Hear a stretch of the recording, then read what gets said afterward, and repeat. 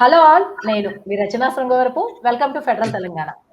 Real estate అంటే ఒకప్పుడు హైదరాబాద్ ఒక స్వర్గధామంలో ఉండేది. కానీ ఇప్పుడు మాత్రం ఆ పరిస్థితి కనిపించట్లేదు. తాజాగా హైదరాబాద్ రెసిడెన్షియల్ మార్కెట్ తీరుతెన్నులపై విశ్లేషిస్తూ క్రెడాయ్ హైదరాబాద్ అలాగే సిఆర్ఐ మ్యాట్రిక్స్ సంస్థ సంయుక్త ఆధ్వర్యంలో ఒక నివేదిక విడుదల చేసింది నిన్నే. దాని ప్రకారం చూస్తే కొంత 22% ఇండ్ల అమ్మకాలు తగ్గిపోయాయి అన్నది దాన్ని సారాంశం. అలాగే గత ఒక సంవత్సరంలోనే 5,000 యూనిట్లు పడిపోయాయని. సో, అసలు గ్రౌండ్ రియాలిటీ ఏంటి? హైదరాబాద్‌లో ఇప్పుడు రియల్ ఎస్టేట్ కొంత పతనమవ్వడానికి కారణం ఏమిటి? హైడ్రా ఎఫెక్ట్ ఏమన్నా ఉందా? ఈ విషయాల గురించి మనతో చర్చించడానికి ఉన్నారు బత్తా సందీప్ రెడ్డి గారు, ఎలిఫెంటల్ రియల్టీ ఎండీ, అలాగే గిరి కటకం గారు బిల్డర్, నరేంద్ర చల్సాని గారు జర్నలిస్ట్, అలాగే రమణారావు గారు ఎడ్యుకేషనిస్ట్. ఫస్ట్ సందీప్ రెడ్డి గారు మీరు చెప్పండి. ఈ రియల్ ఎస్టేట్ లో ఈ పతనం అనేది ఒక టెంపరరీ స్టేజ్ అనుకుంటున్నారా? లేకపోతే ఒక మార్పు అనుకుంటున్నారా? లేకపోతే పర్మనెంట్ గా ఇది ఇలాగే కంటిన్యూ అవుతుంది అనుకుంటున్నారా? Good afternoon అండి. Myself Sandeep Reddy, Elephantale Realty. We are consultants and builders from Telangana states. So ఏదైతే మీరు అడిగిన క్వశ్చన్ ఏంటంటే అండి, ఇది హ్యూజ్ సబ్జెక్ట్. ఎందుకంటే ఈ టైంలో మనం మాట్లాడుకోవాల్సింది కొంచెం ఎలాబరేట్ చేసి మాట్లాడుకోవాలి.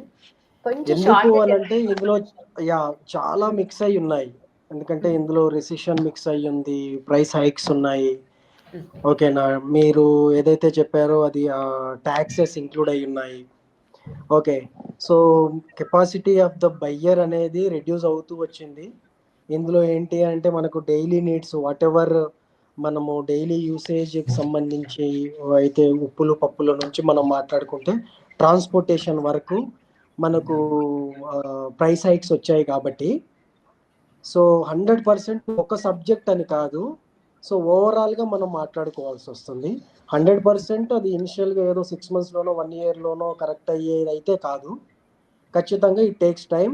మళ్ళీ అంటే అంటే మార్కెట్లో ఉన్నాను కాబట్టి 2008 అగైన్ ఇట్ రిపీట్స్ అనేది నేను 100% చెప్పగలుగుతాను.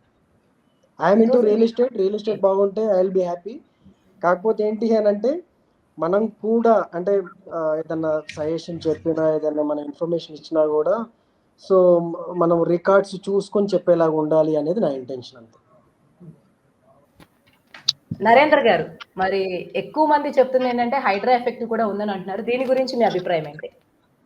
అంటే ఇది కేవలం రియల్ ఎస్టేట్ లో ఉన్న పరిణామాలు కేవలం హైదరాబాద్కి మాత్రం ఇక్కడ కొన్ని సమస్యలు ప్రత్యేకంగా ఉన్నప్పటికీ ఇది జాతీయ స్థాయిలో అంతర్జాతీయ స్థాయిలో ఉన్నటువంటి ఆర్థిక పరిణామాల ప్రభావం కూడా ఎక్కువగా ఉందని చెప్పొచ్చు.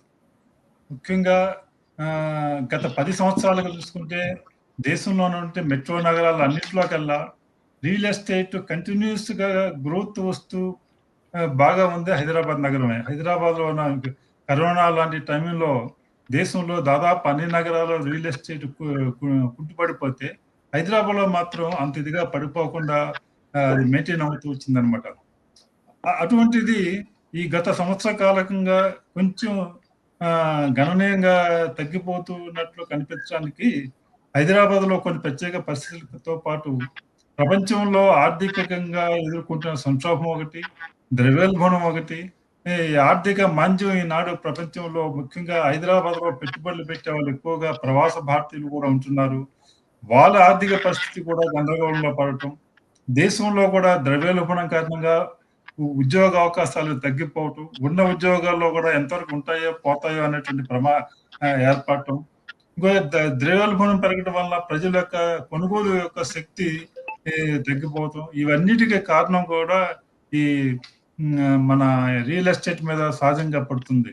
ముఖ్యంగా రియల్ ఎస్టేట్ హైదరాబాద్లో కూడా ఎక్కువగా అమౌంట్ ₹1,00,00,000 పైన కొనేవాళ్ళు పెరుగుదల కనిపిస్తూ, మామూలుగా మధ్యతరగతి ప్రజలు, సాధారణ ఉద్యోగులు, నెలవారీ జీతాల మీద ఆధారపడిన వాళ్ళు ఎక్కువగా కొనేటువంటి ఇల్లు యొక్క అమ్మకాలు తగ్గిపోయినట్లు ఈ తాజా నివేదిక తెలియజేస్తున్నాయి.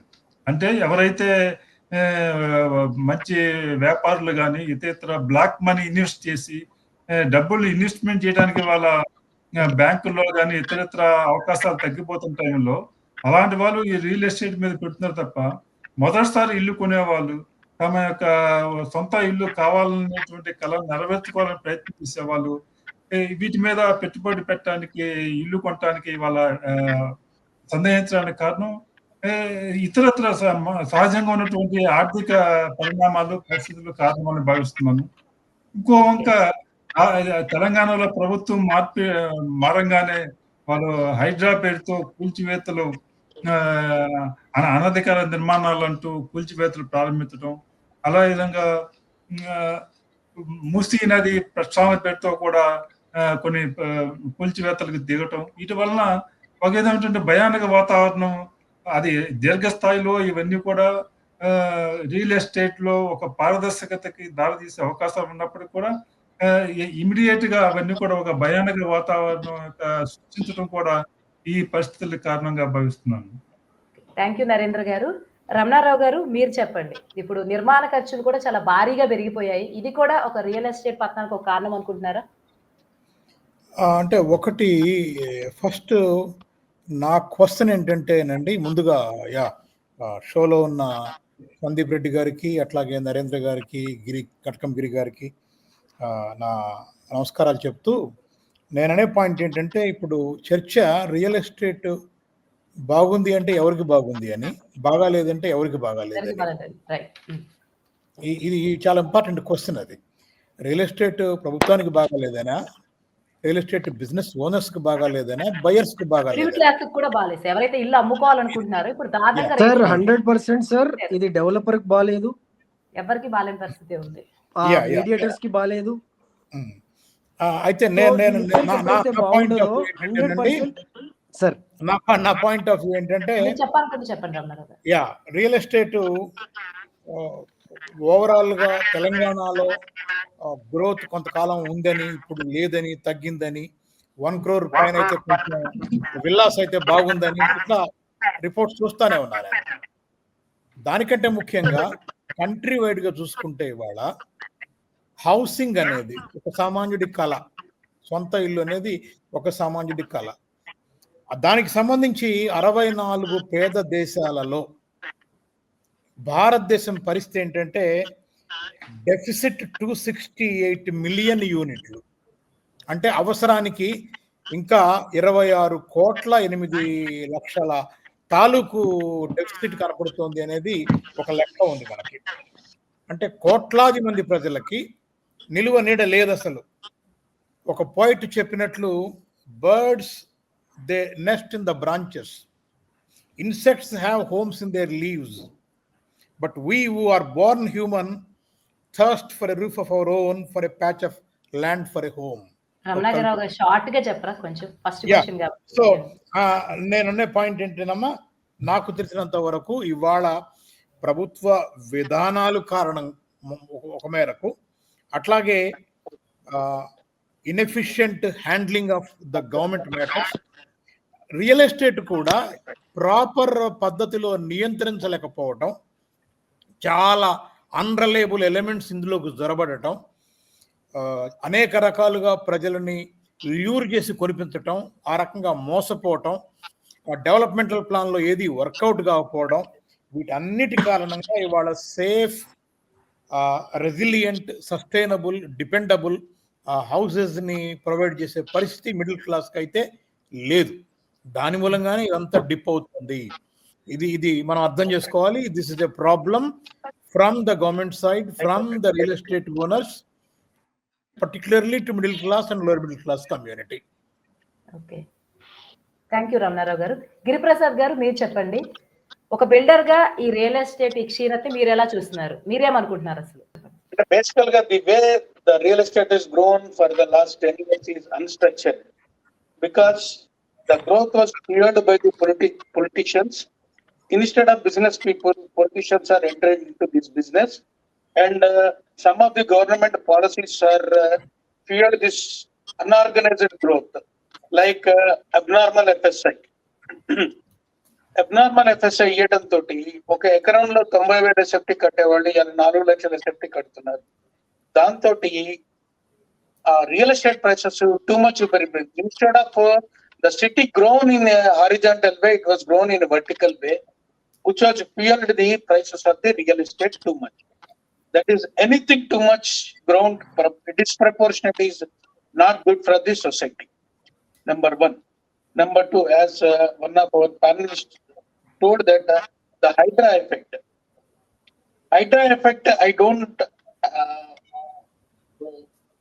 It is a mask the people are using for this downfall is Hydra. But if the truth is, if the truth is Hydra, who are affected in the Hydra?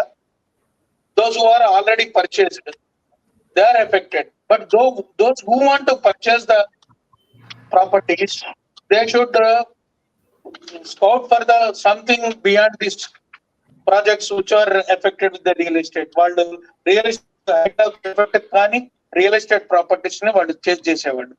But that kind of demand is not coming. Why?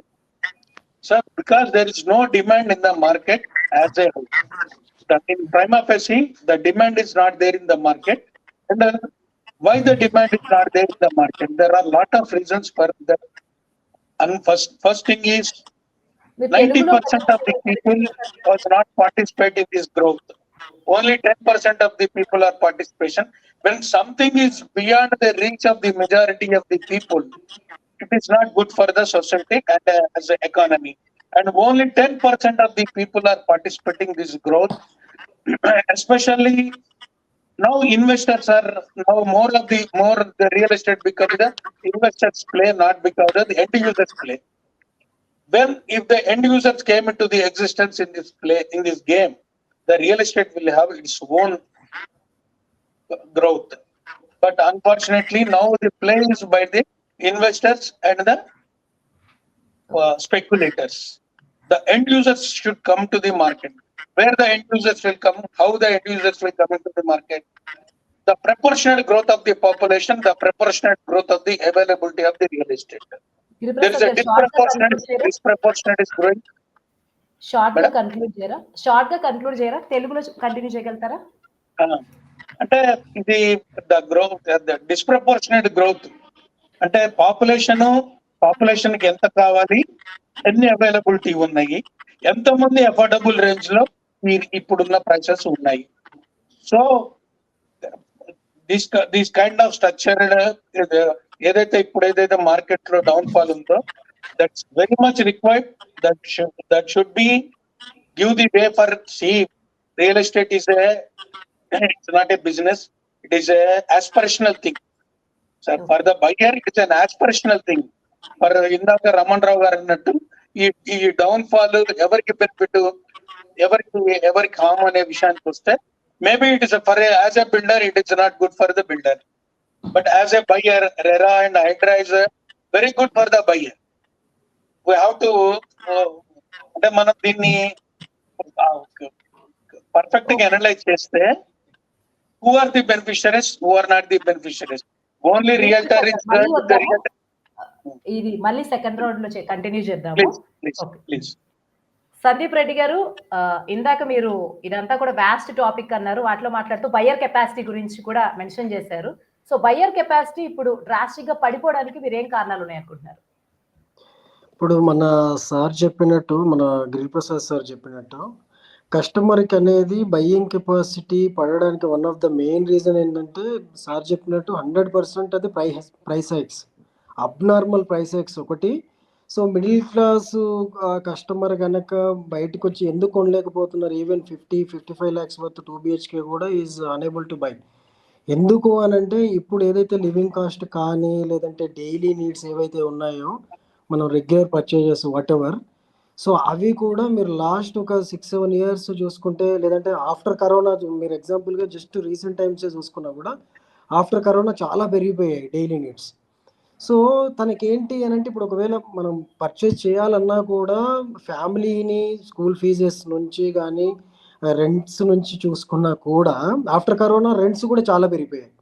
Even ఒకప్పుడు కొండాపూర్లో 3 BHK 27,000-28,000 ఉండేది, ఇప్పుడు 50,000. Even if it is stand alone also people are charging 1,400-1,500 SFT 50,000. Okay, so ఇవన్నీ చేసుకుంటూ మళ్ళీ పెరిగిన high per SFT cost కొనాలి అని అంటే కస్టమర్కి అది రీజనబిలిటీకి నియర్ బై లేదు. ఈవెన్ స్టాండ్ అలోన్స్ కూడా those are like close to 1.25, అంటే ఇంక్లూడింగ్ GST రిజిస్ట్రేషన్ 3కి 1.3 వరకు వెళ్తుంది. ఓకే, ఇక మీరు కనుక గేటెడ్ కమ్యూనిటీస్కి వెళ్తే nearly close to 2 CR. Just 1400 to 1500 SFT 1.7 1.8 అవుతుంది. సో ఎందుకంటే most of the gated communities will charge like white to white తీసుకుంటారు. సో GST 5% కట్టాల్సిందే, రిజిస్ట్రేషన్ ఛార్జెస్ మ్యుటేషన్ ఛార్జెస్ కలిపి 7.6 కట్టాల్సిందే. సో ఆ రకంగా చూసుకున్నా కూడా ఛార్జెస్ ఇవన్నీ కలిపి క్లోజ్ టు 1.6 1.7 అవుతుంది. సో మిడిల్ క్లాస్ మార్కెట్కి వస్తేనేమో వాళ్ళకు daily what ever basic needs కూడా ఫుల్ఫిల్ చేసుకోవడం ఇబ్బంది అవుతుంది డ్యూ టు ఇన్ఫ్లేషను. సో దీనివల్ల ఈవెన్ సమ్ టైమ్స్ ఏంటి అని అంటే ప్రీమియం పడిపోయి మిడిల్ క్లాస్ రన్ అవుతుంది మార్కెట్లో. కొన్నిసార్లు ఏంటంటే ఒక 6 months ప్రీమియం చాలా వర్కౌట్ అయిపోతుంది, మిడిల్ క్లాస్ పడుతుంది. అలా అవుతూ అంటే ఓవరాల్గా రియల్ ఎస్టేట్ గుడ్ స్టేజ్లోనే ఉంటుంది.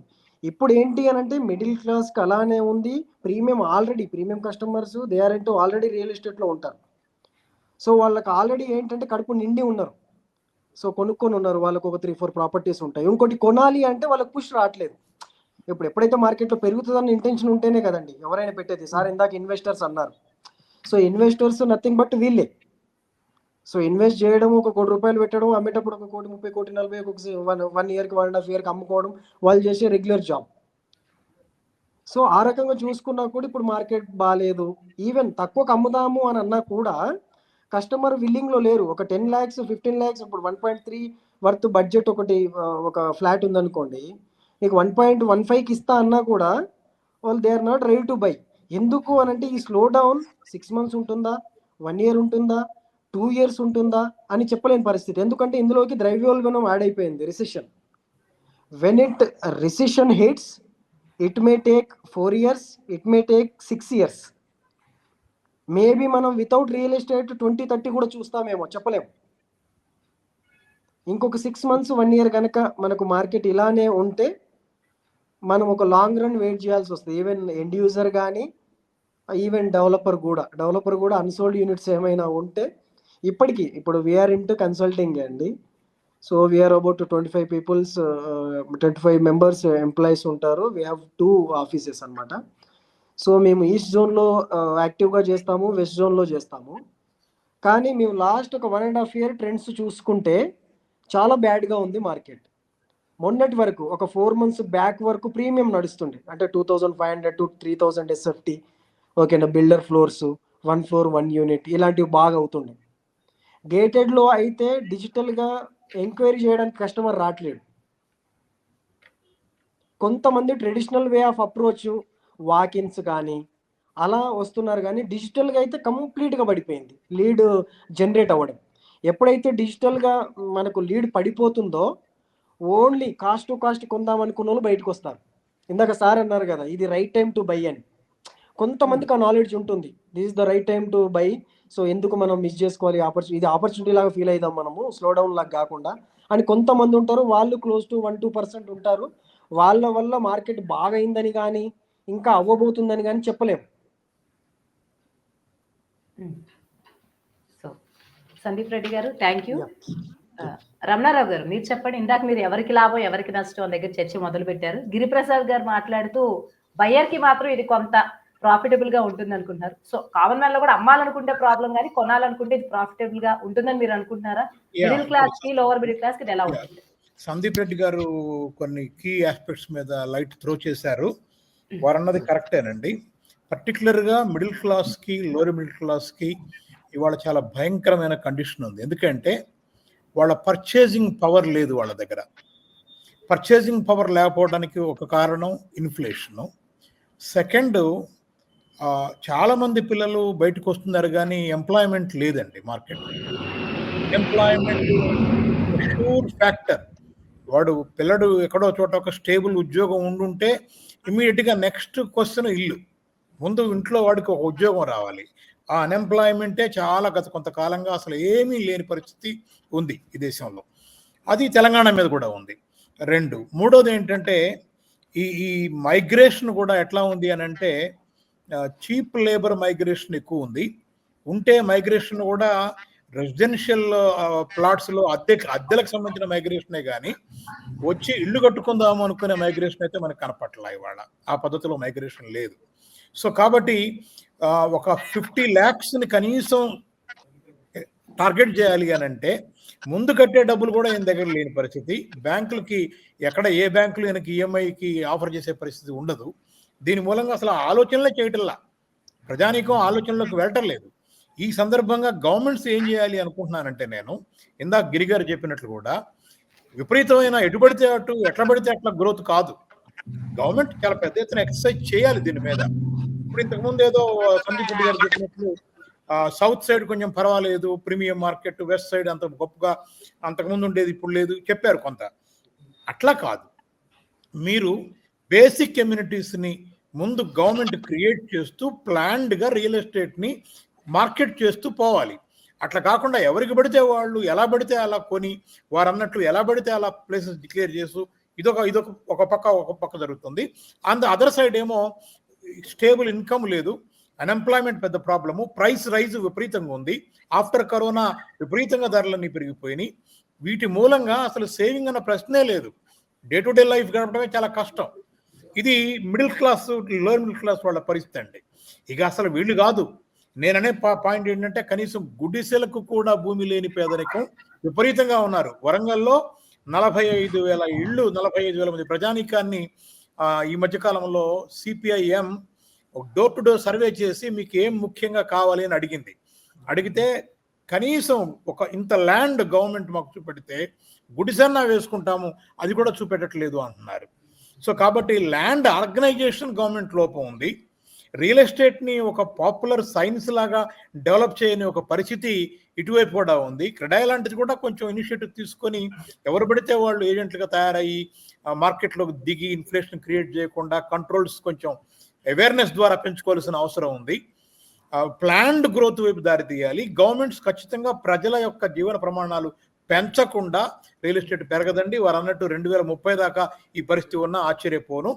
కాకపోతే స్పెక్యులేషన్, అమరావతిలో పలానా వాళ్ళు వచ్చారట పార్టీ, ఇవి బాగా పెరుగుతాయి అని స్పెక్యులేట్ చేయటం, క్యాపిటల్ ఫ్లైట్, ఇక్కడి నుంచి సడన్గా క్యాపిటల్ అడ్డుపోవటం, ఆడ ఏమీ లేకపోవడం, ఏడేదో జరుగుతుంది హైడ్రా అనే భయంతో, ఇటువంటివన్నీ పొలిటికల్ ఈక్వేషన్స్తో స్పెక్యులేషన్స్ క్రియేట్ చేయడం తప్ప రియల్ ఆర్గానిక్ గ్రోత్ కాదండి ఇది. ఈ రియల్ ఆర్గానిక్ గ్రోత్ కావాలి అంటే ప్రజల ఎకనామిక్ కండిషన్స్లో మార్పు రావాలి. గవర్నమెంట్ చాలా ప్రోయాక్టివ్గా ఇంటర్వ్యూన్ కావాలి. రియల్ ఎస్టేట్ కూడా ఒక సైన్స్, ఒక సర్టిఫికెట్ కోర్సు లాగా ఖచ్చితంగా ఆర్గనైజ్ చేయబడాలి. ఎవరు పడితే వాళ్ళు దాంట్లో దిగి దాన్ని నాశనం చేయకుండా కాపాడాలి. అప్పుడు మాత్రమే ఇది సాధ్యం అవుతుంది. రమణారావు గారు థ్యాంక్ యూ. నరేంద్ర గారు మీరేమైనా యాడ్ చేస్తారా రమణారావు గారు చెప్పిన దానికి? చెప్పిన ఒకటి, రియల్ ఎస్టేట్ యొక్క ఈ ఫీల్డ్, దీని మీద గవర్నమెంట్కి దీనివల్ల ఆదాయం పొందడం, గవర్నమెంట్లో అధికారికంగా ఆదాయం పొందటం, తర్వాత అధికారులు, రాజకీయ నాయకులు, ఇతేతర వాళ్ళ దగ్గర కమిషన్ తీసుకుని వాళ్ళకి అన్ని అవసరాలకి వీళ్ళు తీర్చే వాళ్ళుగా వాళ్ళ రాజకీయ పార్టీలు అన్ని కూడా హైదరాబాద్ లో రియల్ ఎస్టేట్ వాళ్ళ మీద ఆధారపడినాయి. దాదాపు ప్రతి నాయకుడు కూడా రియల్ ఎస్టేట్ వ్యాపారంతో ప్రత్యక్షంగానో పరోక్షంగానో సంబంధం ఉంటూ దీని మీద అదుపు చేసే ప్రయత్నం చేస్తున్నారు. ఈ విధంగా దీన్ని ఎక్స్ప్లాయిట్ చేయడం తప్పితే ఈ రంగాన్ని ఒక హైడ్రా అవ్వడం వలన వాళ్ళు జరిగేటువంటి ఒక మంచి మేలు ఏంటంటే, దీంట్లో ఒక సిస్టమ్ తీసుకురావడానికి లాంగ్ రన్ లో హైడ్రా ఉపయోగపడే అవకాశం ఉంది. ఎందుకంటే ఇవాళ అసలు అనుమతి లేకుండా చాలా మంది అసలు అపార్ట్మెంట్లు ఎన్ని కొడుతుంటే కట్టే వరకు ఊరుకుని చివరికి దాంట్లో కొన్న వాళ్ళని బాధితులు అవుతున్నారు. ప్రతి చోట కూడా వాళ్ళు చేసి మీ దగ్గర అనుమతి లేదు కాబట్టి అది కట్టాలి, ఆ ఫైన్ కట్టాలి, ఈ ఫైన్ కట్టాలని చాలా మంది బాధపడుతున్నారు. అయితే అదేవిధంగా నాణ్యత విషయంలో కూడా ఒక రెగ్యులేషన్ అనేది ఎక్కడ కూడా రియల్ ఎస్టేట్ క్వాలిటీ, కొంతమంది క్వాలిటీ మెయింటైన్ చేసినా కూడా చాలా మంది పైన పటారం లోపల లొటారం లాగా పనిచేయటం, కనీసం అనుమతి లేకుండానే పెంట్ హౌస్ కట్టేయటం, ఫ్లోర్లు కట్టేయటం, తర్వాత అదేమంటే తర్వాత ఫైన్ కడితే దాన్ని రెగ్యులైజ్ అవుతుందని హామీ ఇవ్వటం.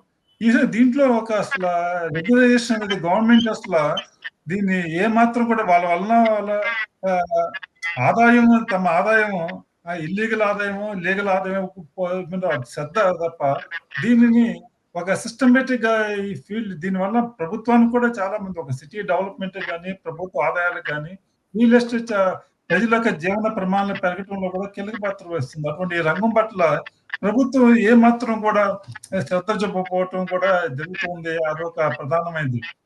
అది ఇటీవల ఇప్పుడు ప్రస్తుతం రియల్ ఎస్టేట్ రంగంలో వస్తున్నటువంటి ఇంతగా స్లంప్ వచ్చినప్పుడు కూడా ఎక్కడ ధరలు మాత్రం తగ్గట్లేదు. దాదాపు హైదరాబాద్ లోనే లక్షకి పైగా ఫ్లాట్లు నిర్మాణం అయిపోయి డిస్పోజ్ కాకుండా ఉన్నాయని చెప్తున్నారు. అదేవిధంగా స్టేట్ బ్యాంక్ లాంటి బ్యాంకుల దగ్గర లోన్ తీసుకున్న వాళ్ళు లోన్ పే చేయలేక, వాళ్ళకి ఈఎంఐలు పే చేయలేక కొన్ని దాదాపు 1,00,000-2,00,000 ఫ్లాట్లు అలా పూర్తయినాయి, ఆ విధంగా ఉన్నాయని చెప్తున్నారు. ఈ విధంగా అంటే ప్రజల యొక్క ఆర్థిక పరిస్థితులు అనేవి చాలా ఆయన చెప్పినట్టు సంక్షోభంలో పడిన ఆర్థిక వ్యవస్థే దీనిని ఇవాళ ప్రభుత్వ విధానాలు కానీ, ప్రభుత్వం వ్యవస్థ తీరు కానీ ఈ పరిస్థితుల్లో మార్పు వస్తుందని మనకు కనిపించట్లేదు. ప్రజల కొనుగోలు శక్తి పెంచడం కోసం, దానికి పెంచే విధంగా చేయటం కోసం ప్రభుత్వ విధానాలు ఏవి కూడా బడ్జెట్ లో కానీ ఎక్కడ కూడా కనిపించట్లేదు. దానికి కేవలం ఉత్పత్తి రంగం యొక్క అభివృద్ధి జరిగితేనే, దాంట్లో గ్రోత్ ఉంటేనే ప్రజలకు కొనుగోలు శక్తి కానీ, ఉపాధి అవకాశాలు కానీ పెరుగుతాయి. కానీ మనం గత 15 ఏళ్ళుగా మనం మ్యానుఫ్యాక్చర్ సెక్టర్ లో మనం చెప్పుకోదగిన గ్రోత్ ఏం సాధించట్లేదు. మనం ఇంకో విధంగా మన హైదరాబాద్ కి సంబంధించి ఐటీ రంగంలో ఏదైతే మన హైదరాబాద్ మొత్తం సంపాదించుకొచ్చినట్టున్నామో ఆ రంగంలో కూడా ఇవాళ పరిస్థితులు భవిష్యత్తు కూడా అంత ఆశాజనకంగా కనిపించట్లేదు. ఈ పరిస్థితుల్లో ప్రభుత్వం ఒక కాంప్రహెన్సివ్ ప్లాన్ కానీ, విధానపరమైనటువంటి చొరవ కానీ, వాళ్ళలో అసలు ఆలోచనలు కానీ మనకేమీ కనిపించట్లేదు. ఓకే నరేంద్ర గారు, థ్యాంక్ యూ. గిరిప్రసాద్ గారు మీరు చెప్పండి, ఇప్పుడు real estate regulatory authority RERA దాని ఫంక్షనింగ్ ఎలా ఉంది? ఏమైనా రియల్ ఎస్టేట్ కొంచెం బాగా అవడానికి ఏమైనా మెజర్స్ తీసుకునే అవకాశం ఉంది అనుకుంటున్నారా? RERA is a beneficiary for end users only. It is not good. It is not going to benefit the investors, or it is not going to benefit the realtors. So end users కి ఒక confidence, వాళ్ళకి builder promise చేసిన deliver చేస్తున్నాడా లేదా, it is regulatory authority which will control the real estate. But RERA is a good for the buyer, but not for the builder. Basically, that is a one thing. Number two is when this sector is going to, అంటే ఎప్పుడు ఇది మళ్ళీ పునర్వైభవాన్ని పొందుతుంది అని అంటే, ఇందాక సందీప్ రెడ్డి గారు అన్నట్టు ఒక 6 నెలల్లో పెరగకపోతే మీటైక్ లేదు ఎనీ టైం అన్నారు. కానీ ఐ డోంట్ ఎక్స్పెక్ట్ ఈ 6 నెలల్లో 1 year ఇది బూస్ట్ వస్తుందని నేను అనుకోవట్లేదు. ఎందుకంటే ఇప్పుడు కస్టమర్స్ 2 విధాలుగా డివైడ్ అయిపోయారు. ఒకటి investors, those who are investing in pre-launch, and another is end users, those who want to buy at the time of handing over. అంటే మొత్తం అయిపోయి కీస్ ఇచ్చే టైంలో కొనే వాళ్ళే ఎండ్ యూజర్స్. ఒక set of the people pre launch లో తక్కువ రేటుకి వస్తే కొనుక్కొని అమ్ముకుందాం అనుకునే విధంగా డివైడ్ అయిపోయారు. సో ఇదివరకు లాగా ఇన్స్టాల్మెంట్ బేసిస్ లో కొందాము, వెయిట్ చేద్దాము అనే సెగ్మెంట్ డిజపీర్ అయిపోతుంది. ఎందుకంటే బిల్డర్ మీద కాన్ఫిడెన్స్ లేకపోతాం, కంప్లీట్ అయిద్దా కాదా, ఇది కంప్లీట్ వీళ్ళు ఇచ్చిన షెడ్యూల్ టైం లో అయిపోద్దా కాదా అన్న ఒక ఇది. నెంబర్ 2, ఇప్పటి వరకు గవర్నమెంట్ ఇంట్రెస్ట్ మీద వాళ్ళకి సబ్సిడీ ఇవ్వటం, ఇంట్రెస్ట్ మీద ఇన్కమ్ ట్యాక్స్ లో క్లైమ్ కి అవకాశం ఇవ్వటం అవన్నీ చేశారు. కానీ 2026 నుంచి వచ్చే ఈ 2026 ట్యాక్స్ టైం నుంచి 12 లక్షల రూపాయల స్కీమ్ లో ఇటువంటి ప్రివిలేజెస్ ఏం లేవు. సో అట్లాంటప్పుడు రియల్ ఎస్టేట్ కొని ఆ ఇంట్రెస్ట్ ని మనం సబ్సిడీ దీని కింద తీసుకుందాము అన్న స్కీమ్ లేదు. ఎప్పుడైతే 12 లక్షల రూపాయలు without any kind of this you can claim అన్నప్పుడు ఇంట్రెస్ట్ పోర్షన్ ని మనం క్లైమ్ చేయడానికి అట్లప్పుడు real estate is darling, not a darling for the common people who want to take this benefits. So long term లో ఇప్పుడు ఏదైతే software లో ఉన్న వాళ్ళు ఉన్నారో, ఇప్పుడు ఇంట్రెస్ట్ మనం క్లైమ్ చేసాము, ఇంట్రెస్ట్ వేవర్ తీసుకుంటున్నాము, దాన్ని తీసుకుందాం అనుకున్న వాళ్ళందరూ డిజపీర్ అయిపోతారు. సో షార్ట్ టర్మ్ లో అయితే ఇదేదో మళ్ళీ పునర్వైభవం వస్తుంది, లేకపోతే మళ్ళీ పాత షేప్ తీసుకుంటుంది అనడానికి లేదు.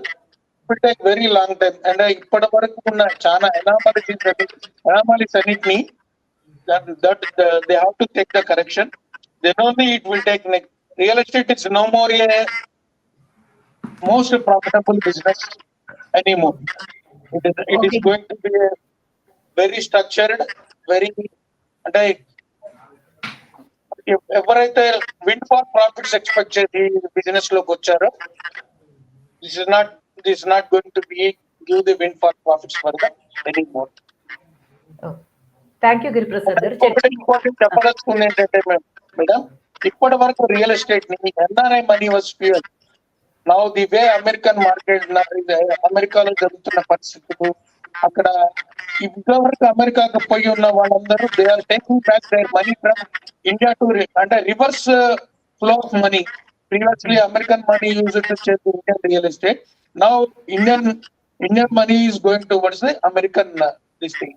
సో ఎప్పుడో సెటిల్ అయిపోయిన వాళ్ళందరూ ఇక్కడ నుంచి ఈ ప్రాపర్టీస్ అమ్మేసుకొని అక్కడ తీసుకుపోదాం అనుకుంటున్నారు. అక్కడ కొత్తగా పోయిన వాళ్ళు ఎవరైతే ఉన్నారో they are struggling, they cannot send the money to year for the investment in the real estate. So now the reverse this is taking place. So ఇప్పటికిప్పుడు ఏదో రియల్ ఎస్టేట్ మళ్ళీ పునర్వైభవం వస్తుంది, లేకపోతే ఏదో జరిగిపోతుందని అయితే నేను ఎక్స్పెక్ట్ చేస్తాను మేడం. థ్యాంక్ యూ గిరిప్రసాద్ గారు. చర్చ ముగింపుకు వచ్చేస్తే ఇప్పుడు లాస్ట్ క్వశ్చన్ ఒక్కొక్కళ్ళు షార్ట్ గా ఆన్సర్ చేయాల్సింది ఏంటంటే, రియల్ ఎస్టేట్ అభివృద్ధి చెందడానికి ఏదైనా కొంచెం ఎఫెక్టివ్ గా ఉండడానికి ఏమన్నా జరిగే అవకాశం ఉందా? మెజర్స్ ఎలాంటివి ఉంటే బాగుంటుందంటే ప్రశ్న. సో మీరేమనుకుంటున్నారు సందీప్ రెడ్డి గారు? యాక్చువల్గా మన గిరిప్రసాద్ సార్ చెప్పింది 200% కరెక్ట్ అండి. రియల్ ఎస్టేట్ ఫ్యూచర్లో మనము లాస్ట్ 10 years కానీ 15 years కానీ చూసినట్టుగా ఉండదు, ఫస్ట్ పాయింట్. సో ఏదైతే కన్సల్టెంట్స్ కానీ లేదంటే అప్కమింగ్ బిల్డర్స్ కానీ లాస్ట్ 4-5 yearsలో ఎవరైతే వచ్చారో వాళ్ళందరూ బ్యాక్ టు జాబ్స్ కానీ లేదంటే బ్యాక్ టు ఇది వెళ్తుంది. సో ఎందుకు అనంటే ఒకటే ఒక దాంట్లో ఎనీబడి కెన్ కమ్ అనే ఏదన్నా ఒక సబ్జెక్ట్ ఉంది అంటే అది రియల్ ఎస్టేట్ ఒకటే. చదువుకున్న వాళ్ళు ఉంటారు, చదువులేని వాళ్ళు ఉంటారు ఈ ఫీల్డ్లో. కానీ ఇప్పుడు ఏదైతే ప్రైస్ కరెక్షన్తో పాటు కొంచెం అంటే స్క్రాప్ అని కూడా అనొద్దు, ఎవరైనా సరే వాళ్ళకి తెలిసిన దాంట్లో వాళ్ళు చదువుకున్నా చదువుకోకపోయినా they have to get paid, they have to అంటే వాళ్ళు ఒక నమ్మిన దాన్ని చేసుకుంటారు, out of it they learn అనమాట. కాకపోతే ఏంటంటే ఇప్పుడు రియల్ ఎస్టేట్ అనేది సంబడీస్ జాబ్ అండి, ఎవ్రీబడీస్ జాబ్ కాదు. ఈవెన్ కన్సల్టింగ్ నుంచి కన్స్ట్రక్షన్స్ వరకు ఏదో మనం చేద్దాము, అందరు చేస్తున్నారు కదా మనం చేద్దాము, సివిల్ ఇంజనీర్ని హైర్ చేసుకుందాము, ఏదో మెటీరియల్ తీసుకొచ్చి చేద్దాము అంటే అది కాదు. ఇప్పటి నుంచి అలా అవ్వదు, ఎందుకంటే దీని వెనకాల చాలా క్యాలిక్యులేషన్స్ స్టార్ట్ అయ్యాయి ఇప్పుడు. సో నెక్స్ట్ సార్ ఏదైతే చెప్పారో ఇంకో మెయిన్ పాయింట్ ఏంటి అంటే అక్కడ నుంచి వచ్చే ఏదైతే మనకు ఇండియాకి వచ్చే అమౌంట్ యుఎస్ నుంచి కానీ వేరే అదర్ కంట్రీస్ ఇప్పుడు అలా లేదు. రెసిషన్ అనేది అన్ని కంట్రీస్కి ఇప్పుడు ఒక ఛాన్స్. అంటే ఇప్పుడు ట్రంప్ తీసుకున్న డిసిషన్ కూడా అదే, లోకలర్స్కి జాబు సాలరీస్ ఇవ్వకుండా నేను ఇండియన్ స్టూడెంట్స్కి నేను జాబ్స్ ఇచ్చేసి వాళ్ళు ఇండియాకు డబ్బులు పంపించుకొని ఇదంతా పక్క కంట్రీలని వెల్తిఫై చేయడానికి తప్పితే ఇక్కడ ఏం లేదన్న ఒక కాన్సెప్ట్తోనే ఆయన ఆ డిసిషన్ తీసుకున్నారు. సో ఈ 2 డిసిషన్స్ అనేది ఈ 2 విషయాలు ఏదైతే ఉన్నాయో అది ఖచ్చితంగా సార్ చెప్పిన దాంట్లో నేను 100% I will agree with him. So real ఎస్టేట్లో ఈ చేంజ్ రావడం మంచిదా చెడుదా అంటే ఎప్పుడైనా సరే మ్యాక్సిమం ఎంప్లాయ్మెంట్ మ్యాక్సిమం బిజినెస్ ఇస్తే అది గుడ్ బిజినెస్. సో ఇప్పుడు నెక్స్ట్ రియల్ ఎస్టేట్ ఏంటి అని అంటే ఇంత ముందులా 100 మంది వస్తే 80 members సక్సెస్ అయ్యే ఫీల్డ్, 90 members సక్సెస్ అయ్యే ఫీల్డ్ రియల్ ఎస్టేట్. కానీ ఇప్పుడు కనుక అలా కాదు, 100% అలా అవ్వదు. సో కొత్తగా వచ్చేవాళ్ళు కానీ రావాలనుకుంటున్న వాళ్ళు కానీ అంత ఎంప్లాయ్మెంట్. ఒకప్పుడు మీరు గమనిస్తే 10 years ఒక 13 years బ్యాక్ సివిల్ ఇంజనీర్స్కి అసలు జాబ్ వచ్చేది కాదు.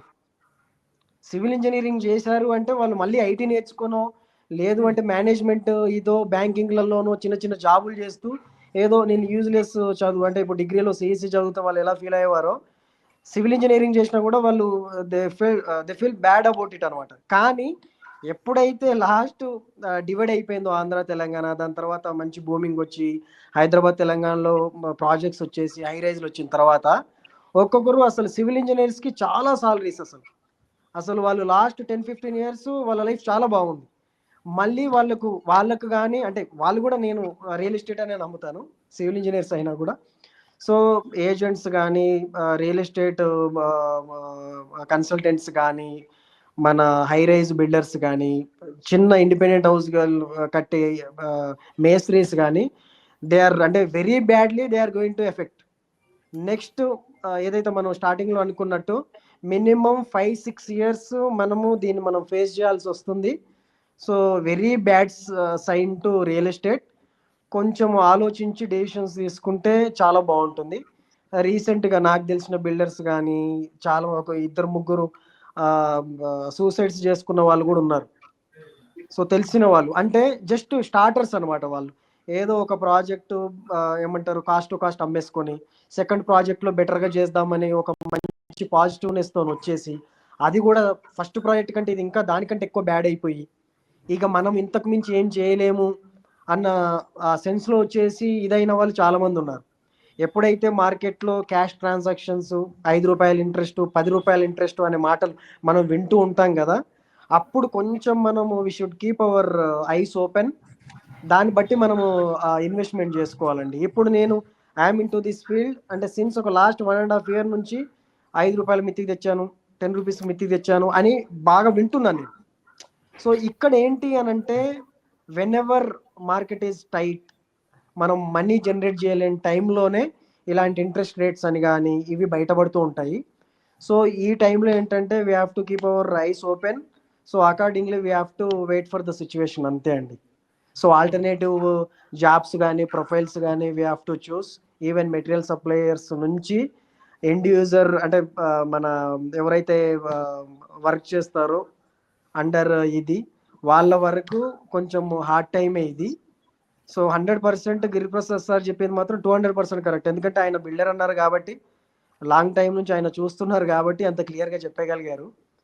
సో ఈవెన్ బెటర్ ఏం చేద్దాము రియల్ ఎస్టేట్ డెవలప్ కావాలి అని అంటే మనకు వచ్చేది ఏంటి, గవర్నమెంట్ ఏమైనా రెపో రేట్ తగ్గించి 2018లో ఉన్న 4.4 మళ్ళీ తీసుకొచ్చి ఓకేనా, మనకు బ్యాంక్స్ ఆఫ్టర్ ఆర్బీఐ నుంచి ఆఫ్టర్ బ్యాంకింగ్ కట్స్ తర్వాత 6.5 6.8 కనుక మనకి ఇవ్వగలిగితే కొంచెం అవుతుంది.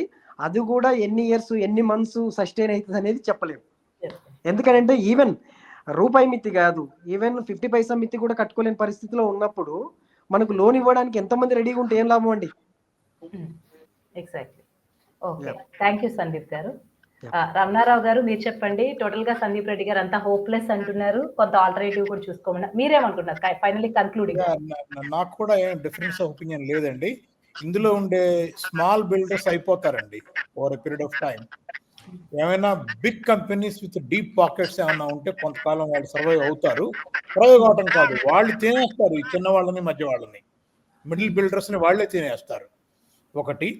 రెండవది మిడిల్ క్లాస్ కూడా ఏంటంటే సొంత ఇల్లు పక్కన పెట్టండి, అద్దెకు కూడా ఇంతకుముందు ఏంటంటే ఇండివిజువల్ ఓనర్స్ ఇచ్చేవాళ్ళు. ఆ పరిస్థితి పోయి కంపెనీలు 4-5 యూనిట్లు 10 యూనిట్లు పెట్టుకుని అద్దెలకు ఇవ్వటం మొదలవుద్ది. ఆ ప్రాసెస్ నడుస్తూ ఉంటుంది. అవి మీకు రాబోయే రోజుల్లో ఇంకొంచెం ట్రెండ్ పెరుగుద్ది. ఇప్పటికే మంచి 2 BHK మీరు 2 రోజులు ఉంటే 2 రోజులు ఉండి ఇచ్చిపోండి డబ్బులు, రోజు ఇచ్చిపోండి అనేది ఆల్రెడీ యాక్టివ్ గా నడుస్తా ఉన్నది, చాలా యాక్టివ్ గా నడుస్తుంది. That's a kind of symbol అండి. యాక్చువల్గా స్టార్టింగ్ లో మనం అనుకున్నాం కదా సార్, రెంట్స్ పెరిగాయి అని, due to those companies rents పెరిగాయి యాక్చువల్గా. దాని మూలంగా అదే జరుగుతుంది. కాబట్టి డెఫినెట్ గా ఆయన అన్నట్లు ఇవాళ ఎన్ఆర్ఐ మనీ ఇటు వచ్చేది లేదండి, రివర్స్ ట్రెండ్ స్టార్ట్ అయింది. My own son lives in USA.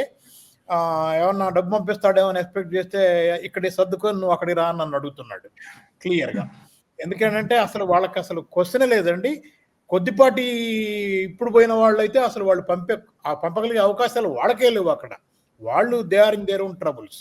అందుకని మనీ ఇటు రావటం లేదు. ఇక్కడ అన్ఎంప్లాయ్మెంట్ విపరీతంగా ఉంది. ఈ నేపథ్యంలో గవర్నమెంట్ చాలా డీప్ థింకింగ్ చేసి రియల్ ఎస్టేట్ని ఇండస్ట్రియలిస్టులు ఈ రియల్ ఎస్టేట్లో ఉన్న సీరియస్ ప్లేయర్స్ తోటి కొంచెం టాక్స్ జరిపి ఒక కాంప్రహెన్సివ్ ప్లాన్ వేసుకుంటే తప్ప దీన్ని సేవ్ చేయలేరండి. లేకపోతే ఏమవుతుందనంటే ఇంతకుముందు అమెరికాలో వచ్చింది ఇటువంటి క్రైసిస్, హౌసింగ్ క్రైసిస్ వచ్చి ఇల్లు వాళ్ళే వదిలిపెట్టి పారిపోయిన సందర్భాలు, ఈఎంఐలు కట్టలేక రాత్రికి రాత్రి సామాన్లు వేసుకొని ఎటో పారిపోయిన సందర్భాలు, కూలగొట్టిన సందర్భాలు చాలా జరిగినాయి. అవి కూడా మన దగ్గర జరగవని ఏం అనుకోవడానికి వీలు లేదండి, జరిగే అవకాశం కూడా ఉంటుంది ఇట్లనే ఉంటే. థ్యాంక్ యూ రమణారావు గారు.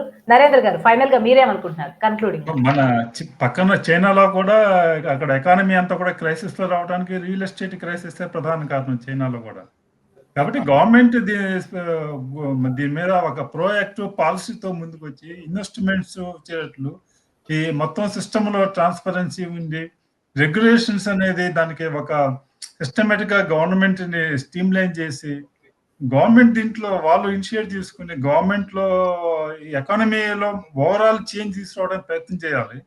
చేసినప్పుడు అసలు ప్రజలందరూ కూడా ఎఫోర్డబుల్ హౌసెస్ అందరికీ అందుబాటులో ఉండాలి. దానికి ఏం చేయాలి? ఇప్పుడు డబుల్ బెడ్రూమ్ కట్టిస్తాం, అది కట్టిస్తాం, దానికన్నా మామూలుగా సొంత డబుల్ బెడ్రూమ్ కొనే వాళ్ళకి నమ్మకంగా హౌస్ రావడానికి తేలిగ్గా వాళ్ళకి ఏ విధంగా గవర్నమెంట్ అసిస్ట్ చేయగలదు అని ఒక క్లియర్ కట్ పాలసీలు వస్తే తప్ప ఈ రంగం నిలబెట్టడం కష్టం అవుతుంది. థ్యాంక్ యూ నరేంద్ర గారు. ఫైనల్ గా గిరిప్రసాద్ గారు, మీరేం చెప్పాలనుకుంటున్నారు కన్క్లూడింగ్ గా?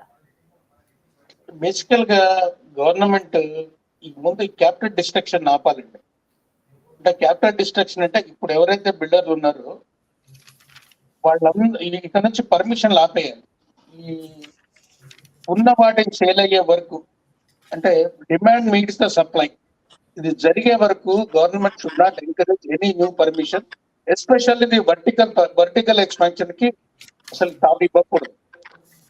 ఉన్న క్యాపిటల్ డిస్ట్రక్షన్ కాకుండా ఆపితే ఎకానమీ సర్వైవ్ అవుతుంది కొంతకాలం. For some time it may hurt the people, but it is very much required.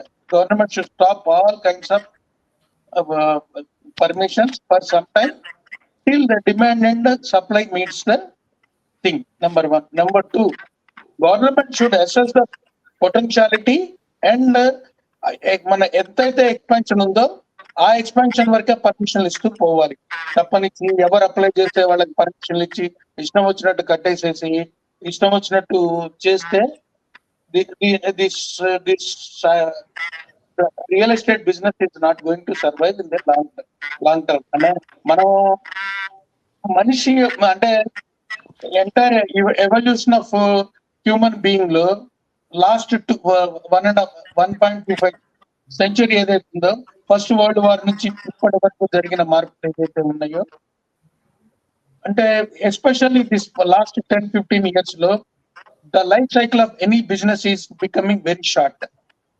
So మనం ఇప్పటి వరకు ఈ మన జనరేషన్ మొత్తం ఈ 20-25 years of real estate evolution చూసి ఇప్పటివరకు రియల్ ఎస్టేట్ ఇలాగనే ఉంది, భూమి ధరలు పెరుగుతూ పోతున్నాయి అని అనుకున్నాం. కానీ but over a period of 100-150 years తీసుకుంటే this 20 years or 15 years is a special period, but you cannot extrapolate the same kind of growth in the coming days. It's not going to be like that. అంటే ప్రతిరోజు పెరుగుతూ పోతుండదు. This is the structural adjustment that is taking place. It is a tectonic shift. This shift is going to takes place. This is good for the society. అంటే ఇక్కడ government ఒక active role play చేసి ఈ capital destruction కాకుండా ఆపాలి. Capital destruction కాకుండా ఆపాలి అంటే they should stop the permissions. They should have the clear cut vision on the how the real estate has to go. ఇంకొకటి ఏంటంటే దీన్ని ఇక్కడ ఆపకపోతే గవర్నమెంట్ ఏదైతే మేక్ ఇన్ ఇండియా విజన్ అనుకుంటుందో ఆ make in India vision is not possible అండి. ఎందుకంటే ఇదివరకు ఒక ప్రాజెక్ట్ పెట్టాలంటే మ్యానుఫ్యాక్చరింగ్ సెక్టర్ లో cost of the land is only 5%. Now ఇప్పుడు కొత్త ప్రాజెక్ట్ ఎవడన్నా ఇండస్ట్రీలోకి రావాలంటే ఆ ప్రాజెక్ట్ కాస్ట్ లో land cost is more than 50%. That is not a viable proposition. So అప్పుడు వైబుల్ ప్రపోజిషన్ కాకపోయినప్పుడు no new industries are coming, no employment is generation is taking place, and no wealth is creating. Wealth creation లేకుండా ప్రతిరోజు real estate పెరుగుతూ పోతూ దాని మీద dependence, this kind of thing will happen. This is the real estate has grown out of proportion, and this disproportion is నా వ్యూలో ఇప్పుడు ఏదైతే డౌన్ ఫాల్ ఉందో ఇట్ ఇస్ ఓన్లీ బిగినింగ్ అని నేను నమ్ముతున్నా. There is much to happen in the coming days. 2010లో అంటే న్యూ క్యాపిటల్ ఎన్సీఆర్ రీజన్ లో ఏ ప్రైసెస్ ఉన్నాయో 2024లో కూడా అయ్యే ప్రైసెస్ ఉన్నాయి. So for the last 14 years new Delhi real estate is not grown much, And moreover, the companies like Purvandara, Parsanadu, మన some of the big names have gone out of the business. మీరు చెప్పదలుచుకుంది short గా conclude చేయండి 1 or 2 points లో final గా, అంతే కదా? Final గా నేను చెప్పదలుచుకుంది ఏంటంటే ఈ డిస్ట్రక్షన్ జరగటం ఆపాలంటే permission, no more permissions. Government should have the proper blue print for this real estate. Next 10 years లో గ్రోత్ ఎంత ఉంటుంది, ఎంత కావాలి, ఎంత వరకు ఈ వర్టికల్ ఎక్స్పాన్షన్ ఆపాలి, హారిజాంటల్ ఎక్స్పాన్షన్ కి పోవాలి, సోషల్ ఇన్ఫ్రా డెవలప్ చేయాలి. అండ్ దిస్ అంటే not only Hyderabad, this should be taken place in every place. అంటే ఈవెన్ టౌన్స్ లైక్ వరంగల్, ఇటువంటి టౌన్స్ లో కూడా ఇటువంటి బ్లూ ప్రింట్ తో పోవాలి గవర్నమెంట్. ఇప్పటి వరకు మున్సిపాలిటీ చేస్తున్న పని ఏంటి అంటే పర్మిషన్లు ఇవ్వడం వరకు అవుతుంది. But they should have the proactive step, they should go the paradigm shift should be taken place. Thank you Giriprasad గారు. గిరిప్రసాద్ గారు, సందీప్ రెడ్డి గారు, మొత్తానికి రియల్ ఎస్టేట్ మీద ఉన్నటువంటి న్యూ పర్స్పెక్టివ్స్ కొంత ఎడ్యుకేటింగ్ గా చర్చ చేశారు. Thank you sir. అలాగే రమణారావు గారు, నరేంద్ర గారు social conditions and middle class మీద చాలా చక్కగా చర్చ చేశారు. ఇంతటితో చర్చ ముగిద్దాం. Thank you all. Thank you. నమస్తే.